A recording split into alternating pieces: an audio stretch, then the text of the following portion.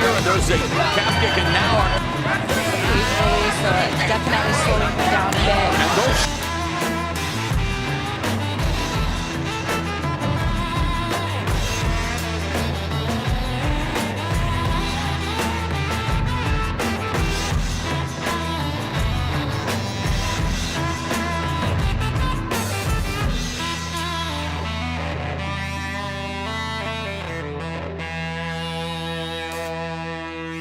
We are here with Veta Arteaga, the the Bellator title challenger, and your job is matchmaker also at Front Street Fights, is it?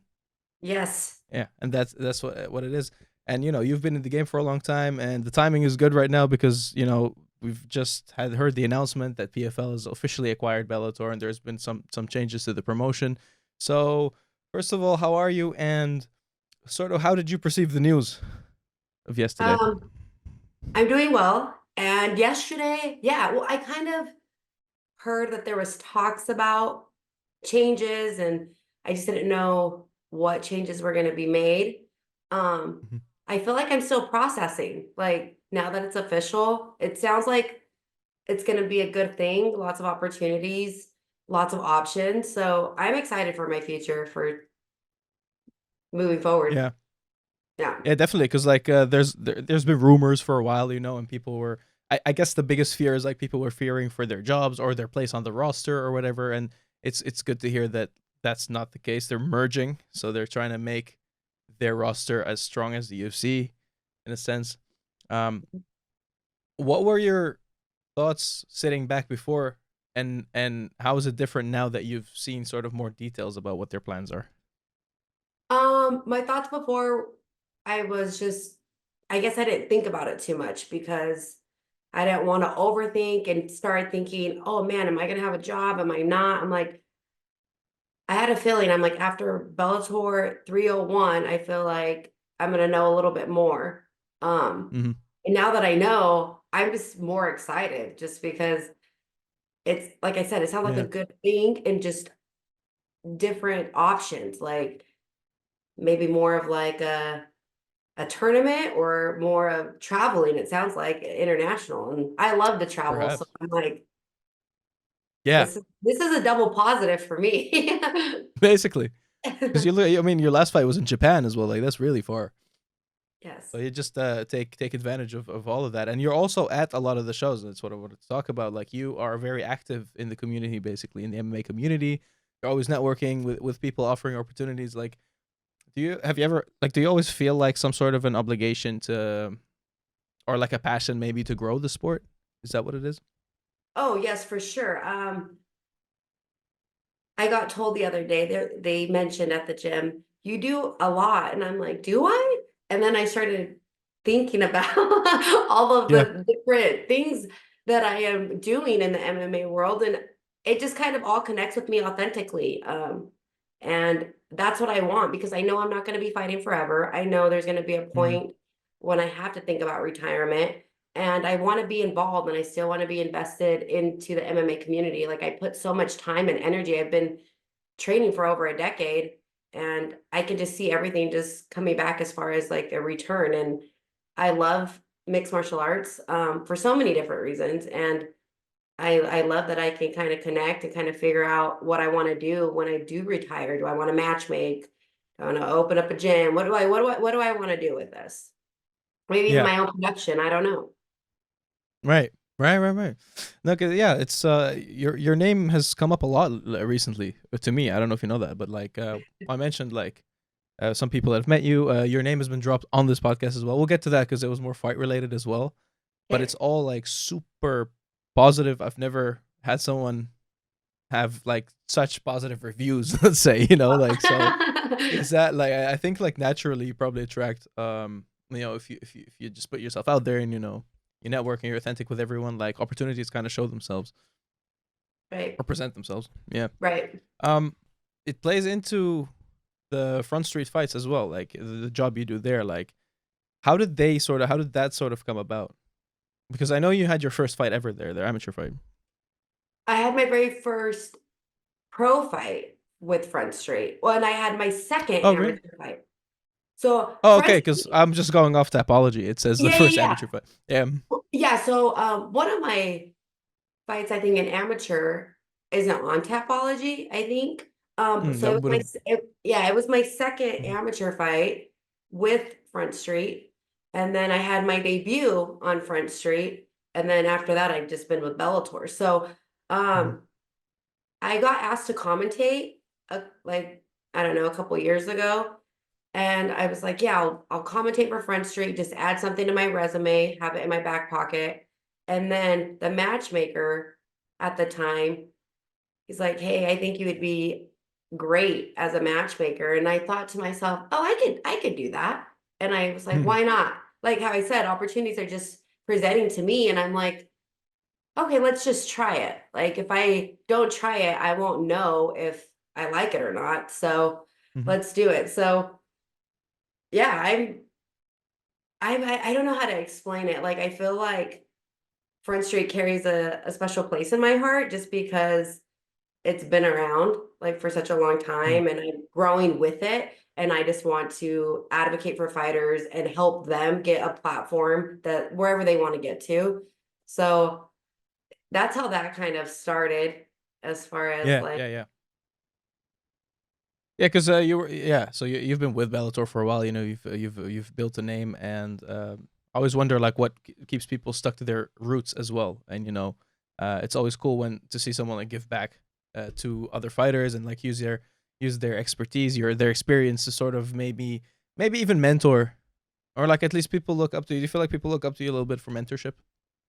um, yes, yes. And I guess it's flattering. I never, like I just try to do me, right? I'm just like to me, Hmm. I'm like I'm a fighter, focused. This is, this is what I do. And then when I'm not in camp, it's flattering. Like when I'm teaching, I'm also a kids jujitsu coach. I've noticed like some of the kids just kind of connect with me of just yeah, like of just wanting to be better, like asking me like, hey Coach Vita, if I want to fight, what do I have to do? And I'm like, oh, like I love that they ask me questions like that. And even the adults ask me that. And I'm more than happy Yeah. to provide information and see what they do with it, right? Because you can provide somebody with information and Hmm. they might not do nothing with it. But if I can have a conversation, I'm more than happy to have one.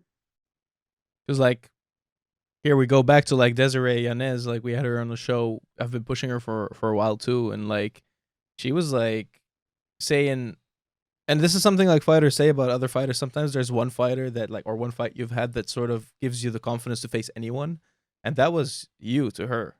She's like, we like since she fought you, she always goes into the cage thinking that that person is not Vita, and I hung Oh, with Vita, even though like she's like she was dropped and everything, but you made a fight out of it, so she gained a lot of confidence out of a loss, you know. So yeah, yeah. and I wonder if you ever get that, like, Yeah, yeah, and I do. Like I always get told, like, man, you made me better, and I'm like, oh, like thanks, because I think that's the thing. As fighters, we have to remember there's like some sort of like amount of respect as far as if you weren't here, then I wouldn't be doing what I love to do, and that's to go mhm, out there and display my skills. So, yeah, Desiree was mhm. a great opponent.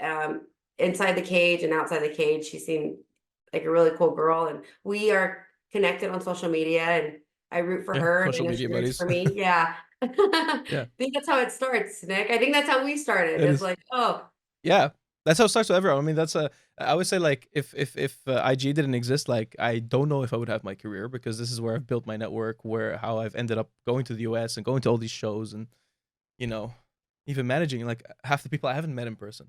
You know, yeah, yeah, yeah, and it's just about what um I guess approaching people without a motive and you know helping out is essentially mm-hmm. what it is, and that kind of is the essence of martial arts in a way as Yeah, well. Maybe that's why it's easier in this community.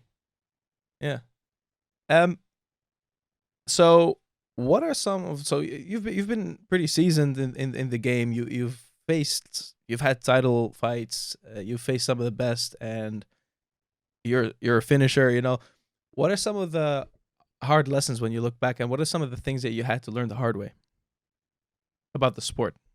About the sport, Hmm. some of the challenges is I think every fight's going to be different, and knowing that, trusting in myself, trusting in my skills, um, like adapting to when things don't go your way. Like if I think that's one of the things that I've learned is just overcoming diversity of Of of like like challenges. yeah, those challenges, like Mm. overcoming those challenges of when if something didn't go your way the first round, how do you like what are you telling yourself mentally to get back in the zone for that second round? And then also even like if the fight doesn't go your way, it's like, well, how do I become better and how do I be better for the next fight? Like you can't Mm. sit there and just dwell on past things because then that you're just going to be complacent. That's where you're just going to stay. So I feel like that was one thing of just okay, adapting, not getting attached to an emotion and not Mm. fighting out of emotion, just more of okay, that didn't go my way, but what do I got to do now? Like what is happening now for it to be a better outcome? Yeah, this is interesting because like only last week we had Denise on, and she's been through a really dark time since she lost that title fight that was so close that like to me like most people that I talk to think she won that, and she says that's probably even worse when people say I thought you won and you didn't, and it's spiraled there. Um, what you like? What are some things? How do you think like you can prevent yourself from spiraling and like not being married to those losses, or maybe even not even being married to the wins you get? You know, how Right, do you exactly. detach I think yourself from that? that's what I think what I've learned is not being so attached to the outcome, not being so attached to um the like the feeling of the emotion, just really being like the reflection of being honest with myself and real with myself and okay, the fight didn't go my way, now like what do I do? Like in Japan it was so Mhm. flattering after my fight. Like first of all, fighting in Japan was an awesome experience. I've always wanted to fight there. It was just a beautiful experience, but the fans out there would come up to me and tell me you won, and I was like, arigato, like You, I yeah. think I did too. But that's the thing. I'm You like, faced the hometown girl too, by the way. So there, you'd yeah. think, yeah.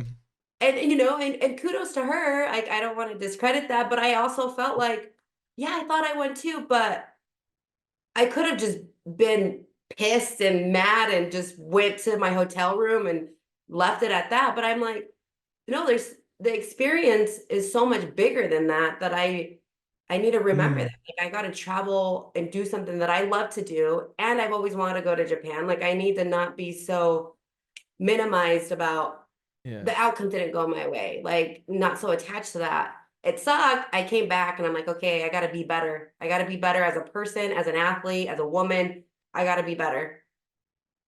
And that's And kind of what I notice in like experience fighters with experience and inexperienced fighters. The inexperienced fighters sometimes are like so anxious to go out there, like "Oh, I just can't wait till fight night. I can't wait till fight day," and they're only looking at that day.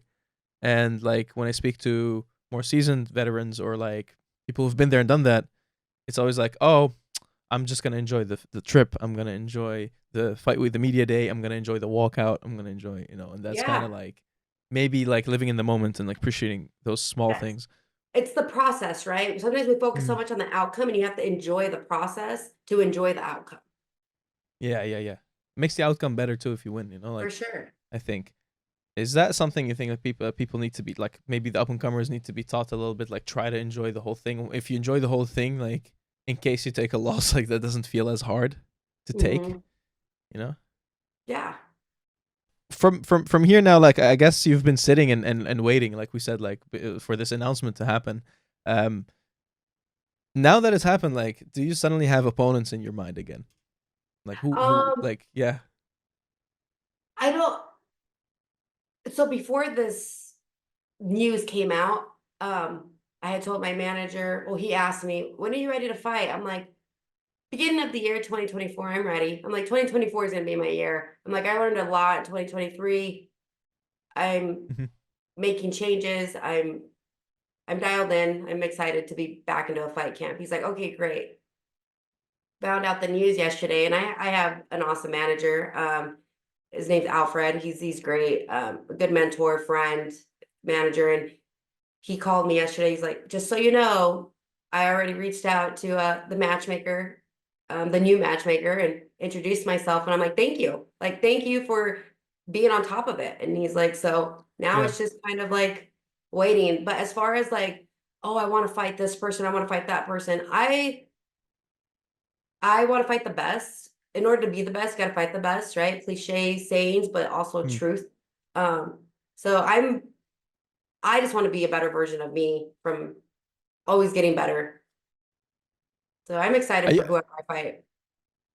yeah, with the merged roster as well. Mhm. Are you only looking up? Like, would you take a fight with someone under you at this point or in the rankings?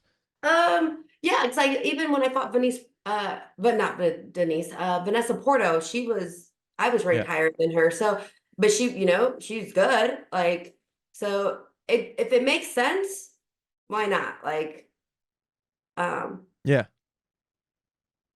We see how that worked out. Like, it ended up being like a great finish as well. yeah, Nice thank finish, you. right? Yeah. Yeah, yeah, So I'm yeah. like, I feel like I always show up. Win or lose, I always show up to fight. Yeah, exactly. That's what people can expect from you. Because Yeah. because your background is because you're teaching jujitsu and everything. I assume like that's where you started is the jujitsu background. But Oh, actually, you also I started in yeah boxing actually. okay interesting because I was about to say like you have power, you have like shot placement, and that's how you hurt Vanessa. I think was to the body first before the finish. Yeah. Yeah. What's yeah which discipline did you start in? You In said boxing boxing. and then So how I yeah. started martial arts is because shout out to my brother Freddie Arteaga because he was training first and then I'd go watch him just as a spectator, just wanted to see what it was about. And then I'm Mhm. like, I just want to get into it. So he started holding pads for me outside of the gym. And then I started training. I'm like, I like this, but I didn't really know that much about jujitsu, but I Mhm. knew how to stand. So I'm like, I just want to have one fight to see what it feels like. I had one fight and I was hooked. I was like, oh, I want to do this. And then I just Oh kept yeah. going. I'm like, I want to see how far this takes me. So I started in boxing first and then started wearing the gi, started loving that, started getting like the jujitsu bug. And I'm like, oh, this is Mm. fun. And then I'm like, we have a class, it's called Jits with Hits, and I love that class. It's my favorite class, because it's such a real thing. It's like you gotta trust your jujitsu when punches are coming at you, like, how are you Mhm. responding to that? So, Right. then now that's, like, a new thing. So, first discipline was boxing, and Is it like the growth of MMA that's sort of like created that type of a class now where you think, "Oh, we're going to take like jiu-jitsu and put it in like a real life fight situation and add the hits to it, but it's not quite MMA, you know? Like right. I think like MMA itself, like the growth of it has sort of developed other disciplines, like individual disciplines and adapted them basically. Because we Yeah, know now like, it's not like there's one martial art that works against yes, and neutralizes the other. right. Yep. Yeah. So Do you that's what. train? Sorry. You train, right? I train. I've never grappled. I've done the striking. I started in taekwondo as a kid, and Okay. then went into boxing and never came back. And do the kickboxing here sometimes. But yeah, and as far as competition, I've only done taekwondo and boxing. Yeah, So yeah, that's cool. I need to grapple. Yeah. No It's my. pressure, It's but like it is pretty fun. yeah. Yeah, no, it is, and I do have the thing where like I do want to have. I feel like it's a bucket list thing. I do want to have a pro fight. So I think if I wasn't sure if I'm gonna move to America permanently or if it's gonna be half, half the year here, half the way there, here, half the year there. I was gonna try to train, do an MMA fight as a bucket list thing. Well, a matchmaker. So if Yes, you take you up on if that one. you if you want, whenever you're ready, hit me up and I will try to get you on. I will do my Oh, best to get you on. that'd be sick. That'd be sick. We could use that as well for yeah, definitely. And I have this other idea. Okay, now that you say this, How about this idea? I said like I think media people should have a league. Well, at least like an event where they fight each other too. Yeah. You should have multiple people because there's a lot of people that don't have any experience and like talk a lot of shit. And Yeah. Right, I'd like well, to see them try. yeah, exactly, right? It's so easy to talk up a game. That's what I'm learning as being as a matchmaker is I'm learning it's so easy to say that you want to do something, but then when contracts get sent, then it's like there's some hesitation. You're like, oh, this is Yeah, how it works. Like, this is how it works. Like it's easy yeah, and to talk it, about it. it, it's also with the fighters. I'm noticing this is actually one of the things I wanted to ask too. Is like, what advice would you give like as a matchmaker and a fighter as like as far as fighters that have like people pull out of fights, people who are scared of taking fights, and a lot of people sit around and they're getting frustrated, they're not getting any fights. Like, what advice would you give them, kind of, about finding fights early on in their career? As far as like athletes like having to play the waiting game or Yeah, like what can you do? It's oh, hard to say. it is hard to say just because some things are out of your control. Like Mhm. like if your opponent gets hurt, you're like, oh, okay, well, I just invested in a fight camp. Like now what? So I Yeah. feel like you just gotta trust in the timing, the alignment. If it's not meant to be, it's not meant to be. And that's what I mean, Mhm. like not getting so attached to like things like Oh, I try that. as a Yeah. matchmaker, I try my best to not get attached to the fights.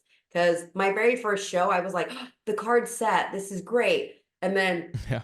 leading up to it, like I was getting messages and I was like, oh my gosh, now I'm trying to find a replacement. And I was just like, oh, great. So now I've just learned like things happen, they're out of my control. I will always do my best to find a replacement just because I am an athlete myself and I know the commitment, the dedication, the discipline that you put into a fight camp. Mhm. So I want to honor that and do my best to find somebody for you. But as far as fighters waiting, yeah, it's like I don't know what advice I would just say like some things are out of your control. You can't get attached to anything. You gotta flow. You gotta flow with it and see Yeah. Yeah. whatever Yeah. Yeah. happens. Yeah. That's the unfortunate thing about it too, because also when fighters reach out and they're like, whether it's like to get sponsors or whether they're waiting for a fight, like something they want to get paid. It's different than any other sport. Like every other sport has a season. They're getting paid either a salary. They're competing every week. And with fighters, sometimes they tend to almost feel useless if they're just training. They have nothing to work towards. But that's Yeah, just how it is. Like you're not gonna be able to fight every week or every month. Sometimes. right. So um, yeah, I guess it takes people to just like you to tell them like to show them that this is just how it is, and you just gotta get used to it and start focusing on other things and doing other things around the sport, maybe to stay involved, cornering people, and yeah, Yes, yeah, stay yeah. involved, even like still stay consistent with your training, but maybe instead of like training 2 times a day, you just train that 1 time, like something will happen. And then I would also just Mhm. encourage like up and coming fighters or just even fighters of just like the professionalism. Not everybody, Mhm. that's another thing that I learned as a matchmaker too, is not everybody is professional. Like in the and that's interesting and because I feel like professionalism can get you far in the sport. Just Yeah, the little etiquette of just like being on time, sending in your paperwork, like having that good connect, like that good relationship will help you just kind of keep that relationship growing. So it's just mhm. interesting. It's kind of like I say, like so there's a few fighters sometimes that are like coming up that just want a manager just to say they have a manager, but that kind of works sometimes too. If it's like, oh, there's someone representing this person, if that person is competent, then it's like Right. that's another thing. I feel like you Yeah. know not that they're necessary per se. I'm saying this as I manage, but like, sometimes you just need to have that person representing you just makes it feel more professional. Right. But even then, Yeah. sometimes they're not professional, right? Like how so Yeah, you're no, you need to be yeah. so you're like, Absolutely. ah. Who the hell is this guy? Well, actually that gave me confidence always getting into it because I've seen people who are incompetent doing it and I'm like they got some people far along in their career, so if they can do it, I can do it. That's Yeah. Oh, yeah. I just something came to my mind, Nick. I wanted to tell you thank you because you reposted that I was looking for a fight And thank you, Yeah. because somebody reached out to Oh, me from you, and I was able to get a fight. So I was see, wondering about that. I didn't ask you. sharing. Yeah, Yes, thank you for the support and I reposting it, appreciate it. because it works, right? Like Yeah, networking. I'm glad it works So out. That's yeah. good because like I've posted you guys' requests. Like this was probably the third time I've posted something for Front Street, and Yeah. this is the first time something happens. I'm happy it helps, and uh, I do encourage people, and I will tell people like please reach out if you have an opponent fall out or if you're looking for a fight or anything. We'll post it, and like you know um like 90% of the time it's not my fighters. 90% of the time it's people reaching out. I'm just helping out, and at the same time it helps with networking. So Yeah. hey, don't be silent. We'll share your stuff. Yeah. No, well, No, thank you. glad Thank it you for worked out. doing that. No, you're welcome. Let's do some fan questions. Got a couple Okay. here, and I see it's like the time. Yeah. Lehejo Zero. By the way, you were pretty popular on Reddit. I post some of these questions sometimes, like fan question stuff in this group in Reddit that I recently discovered, and got a lot of stuff there. I'll narrow it down because there was a lot of questions just asking about like your feelings about PFL-Bellator thing. Oh, okay. Lehejo Zero says, "How do you keep going when the going gets tough?" How to keep going, the going gets tough. Yeah, there's a lot of Um, questions about your toughness too. Like people see you as a really tough. Yeah. I feel, I do feel like I am tough. But I think it's all, my brother just not too long ago was like, "You're this far away from your goal." And I don't know if he heard it from somebody else. And I was like, "I'm this far away." And he's like, "Yeah, you're this far away." And I get it now. It starts in your mind, Mm, right? And I'm like, "Oh, I yeah. get it." Like it makes sense, right? I'm this far away. So it's like, I think when things get tough, it's all in your mindset on how you respond to that. Like things don't go your way. How do I respond to this situation? Um, to go up instead of start spiraling or actually catching Mm. yourself. So I would Uh, say the self-talk that you have with yourself, if you're like talking, "Man, I'm stupid, I'm dumb," like man, that's not really gonna help you. That's not gonna benefit you, or "I can't mm, do this," right? Like you gotta just, yeah. your self-talk is important. So I would say get that in check when things get tough, to be able to overcome. Yeah. So basically, is it like the win is closer than like the like pushing through it and winning will get you closer to that goal, and the spiral is going to be so much further than that step forward you're going to make if you would have won. No, for That makes sure. sense. Like, yeah. And things are hard, right? Like in life, Mhm. in MMA, like Yeah. things can be hard at times, but it's just, that's life too. In order to have good, you have bad. It's like finding that Makes the good balance. feel better for Exactly. sure. You just gotta find that balance. Yep.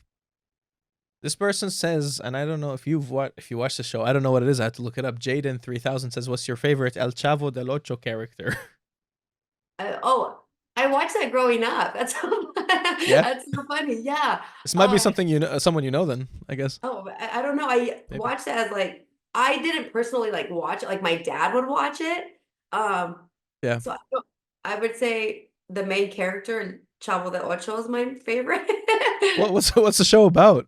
Because I just saw Oh, the it's pictures and just stuff. like, it's like a Latin show in Spanish, and it's like about this family. And Um, yeah, it's kind of like I'm trying to think of like what to relate it to, something in English, but it's like just like a family show. Mhm. Like Like a a little family bit of cartoon. comedy, humor. Yeah, like just like any Yeah. other seasonal show that you could watch. Yeah. Because where's your family originally from? So my dad is from Mexico, Michoacan, and my Mhm. mom is from Texas. Okay. Which also has a lot of Latin roots still in there. Yes. Yeah, yeah, yeah. Yes, I'm a So have you always little been kind of in touch with that side of your culture? um I think more as an adult. Growing Yeah. up, like even my name. So my name's Elvira Arteaga, but my friends couldn't say, a lot of my friends at the time could not say Elvira. And Mhm. in English, it's Elvira. And I just really didn't connect with Elvira at the time. And No. I was like, it's Elvira, and they couldn't say. I'm like, just call me Vita. So I pretty much gave myself Oh myself my. my own I, nickname. Ever since then, it stuck. so it's still a nickname. It's not like you changed it legally. And no, Is I that? didn't change it, but now it's like Yeah. my brand. It's like my branding. Like I Yeah. even like have my brand. I'm growing. I created a logo. Like this is my new It looks sweatshirt. really cool, by the way. Yes, I think I said this like Yeah. once you released the pre Yeah. stuff, it looked really cool. Yeah. Yeah. So it's like I'm just going with it. Like this is what it Hmm. is, and why not, right? But as Perfect. far as like, you Yeah. had asked me about my Latin culture, I didn't mean to go off on a tangent, but yeah, That's okay. as an adult, I've connected with it more. Like I'm more like I want to go to Mexico. I want to see my dad's roots. I want to see where he grew up. Like I want to be more connected with that. Hmm. Do you think that that pride? Why does it come later? Like, what made you suddenly interested in it? I just think maturity, right? I think when you're younger, um, you care more about like fitting in, right? I think like in Yeah. groups Yeah. and identities. And I think the older, like for me, like of just connecting within instead of trying to connect without, like connecting within, like what do I like to do? What type of people do I want to hang out with? Like what's like helping me grow as an individual. And so I think the older I get, I just realize that like life Mm. is short and enjoying and learning and now I even with my parents, like I see them as they're my parents and I love them so much, but I see them as more as not my mom and dad, more as humans. And I'm like, what do you like to do? What are your interests? And so I just think maturity of wanting to know more about my roots. Mm. It's kind of funny when you mentioned that, like, as a kid, I think in school and stuff, you said we all want to fit in into groups, so we try to be the same. And then as Hmm. adults, where everyone, you want to sort of put yourself, make yourself stand out and be unique and start showing those elements maybe more. Right. And that's what I love about Yeah. martial arts is nobody looks the same. Like I feel like Mhm. in other sports, like basketball, a lot of athletes look the same. They're very tall. Same with like football, that broader shoulders. And like you go to an MMA gym and you have so much diversity there. It's like, Mhm. wow, like, like The so cops much. and the criminals and the nerds Everything. and the outlaws Everything. and the yeah, everything. Yeah, male, female, trans, you have Yep. it all. It's like, but you have one thing in common, and that's martial arts, and it's beautiful. Yeah. And it's also why I love like doing the media in martial arts. Like if it was any other sport, everyone is so media trained as well and they'll have to give the same standard answers, but there's so many characters and so many individuals in this sport that every interview is different. Like, at the Yeah. end of the day. Yeah. I'll give you two more. Okay. Theo PK20. What's your feeling about your title fight? Because before the nasty elbow, you were on fire. This maybe ties it back to the whole like thing we talked about living in the moment and Yeah. yeah. How do I feel about it? Yeah, I felt. I guess how do you feel about it then? How did you feel about it then? How do you feel about it now? Oh, Maybe okay. that's a good one. Okay. Yeah, yeah, I'll change this question. that's a good, but that's a Yeah, good one. yeah. At the time, then I was more, I was like kind of like in shock a little bit just because I was like, as far as how I feel about the cut, I was like, something feels off, like 'cause I could just feel the blood running down my face, and I was like, this is not my sweat, but maybe it is my sweat. And then when I rewatched the video, I was like, oh, that makes sense. But at the moment, I just remember just feeling, sad, disappointed, and all those feelings are valid, right? Mhm, yeah, of course, And frustrating. I just, yeah, I felt every emotion, sad, anger, everything, because I knew I was doing really well up to then. So I was like, dang. But it is what it is. The outcome didn't go my way. And I'm like, okay, like I gotta move on. How I feel about it now is more, it was a good experience, like as far as, like you learn from your losses type. Hmm. And it is what it is. And I'm, I'm healthy, I'm good. Like I do have a scar, but it's nothing bad. Yeah. It's nothing Yeah, like bad. it's not. Yeah, it's not like long Um, lasting. right. Like it's, like, yeah, Yeah, you just like learn from the I guess, experience, kind of like. yeah, it was just kind of like, yeah, it's kind of like a neutral feeling. Like I Mhm. don't care about it anymore, but I also grew from it at the same time. It's like, it, Again, don't get married to your losses then in that sense, because yeah, look where you're at now. You don't care about exactly. it anymore. Yeah, probably seemed like the worst thing ever then. Like Right, at the in the moment, moment. Yeah. yes, at the moment, it's like, "Oh, man," I'm like, "I'm so sad." And then I'm like, "Well, it's okay to be sad." I was looking forward to having a belt around my waist, Ugh. and having that hardware, but at the end of the day, I was like, "That's what it is. It's just a material thing. It's just hardware." Like, I'm like, Mhm. "It's okay. It doesn't make me not a champion." My very first amateur fight was for a title, and I didn't even know. So I'm like, Oh, see. I've been a champ I've been a champion since my amateur days. Like that's how what I tell myself. I was like, Uh-huh. just knowing, but I didn't find out until I walked out and they're like, "Did you know it's for a belt?" I'm like, "Oh, it is." And I think that's the difference between me not knowing and me knowing. I think I got attached to, oh, the idea of being a champion, the belt. Just I So started just overthinking the the occasion, title. Yeah. but that's an interesting experience then, having had it so young that you had a title fight without knowing it was a title fight. Yeah. As soon as like So I found out you during know how warm-up. you feel going in one without knowing that it is one, which is nobody gets that. Nobody will ever get that chance probably to not Right. know they're fighting for a title. Yeah. Oh, wow. I was like, Yeah. I knew I was a champ from the minute I started. That's what that's what I tell myself. Yes. God. Well, that's good. Last one. Hopefully, this is for a title too.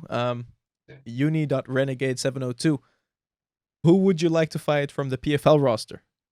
Who would I oh, If you know, do you know them? Well, I was just gonna say I love the supporting 125 is pretty new. yeah, and I love Yeah. supporting women's MMA. I love like I Invicta, PFL, like so I will watch from time to time, but I really don't know anybody to say. So I'm excited to fight whoever, PFL, Bellator roster. Like I'm just excited to get back in Anyone. there.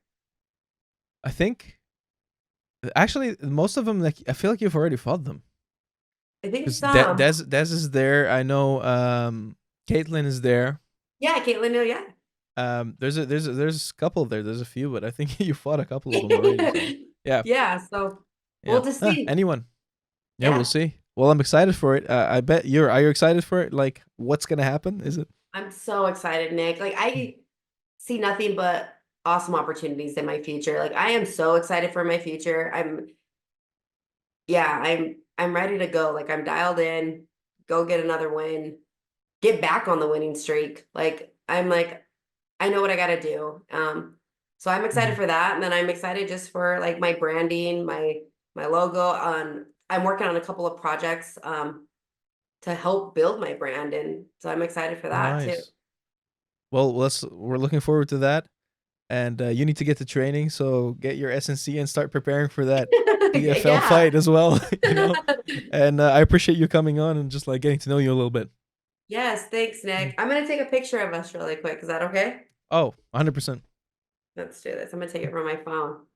I need to You pose. see this? Yeah. Well, thumbs up. All right. Love it. Or you did shaka. I love it. Yeah. I love it. I love it. Yeah, I love it. I loved Hawaii too. It was a good culture.